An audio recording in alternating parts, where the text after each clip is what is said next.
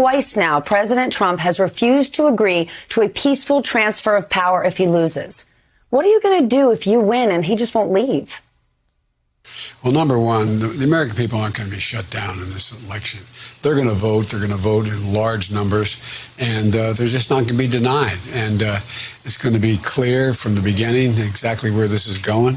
But look, this is a typical Trump distraction. It's trying to make everybody wonder whether or not the election will be legit and whether or not absentee ballots matter. While he's writing his absentee ballots out, he's voting from the Oval Office to run in Florida. To vote in Florida. But I just think the people in this country are going to be heard November 3rd. Every vote in this country is going to be heard, and they'll not be stopped. And I'm confident all the irresponsible, outrageous attacks on voting will have an election in this country as we always have had. And he'll leave. Does that not put our democracy at risk, given the power he has and the position he's taking? Well, I just don't think the power of the Oval Office depends on those with authority to enforce what he says.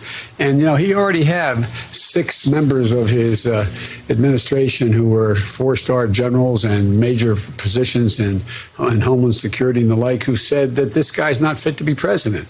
I don't think he's going to get the FBI to follow him, get anybody else to enforce something that's not real. Now, what I am concerned about is whether he generates some kind of response in a way that unsettles the society or causes some kind of violence. When he talks about, by the time the polls closed, I was winning on the vote, but now these votes coming in late, but I don't think it's going to go anywhere. I think the American people are onto this guy.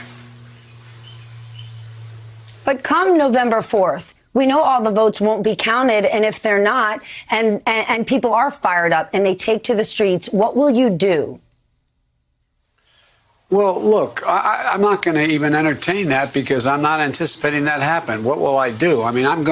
We're assuming that even a Republican court would respond in an appropriate way based on what the law is, and that our Democratic and Republican friends in the Congress would respond. The last thing we need is, the equivalent of a coup. This is not who we are, and no one's going to back him when that occurs. Something we are being distracted from, something important, is Russian election interference. So what is your message to Vladimir Putin? Floods are wiping out suburban neighborhoods in the Midwest. Hurricanes are imperiling suburban life along our coast. How many suburban neighborhoods will have been flooded out? How many suburbs will have been blown away? Why would anyone be surprised when more of America is underwater? They're really showing themselves to do really well. Come on, man.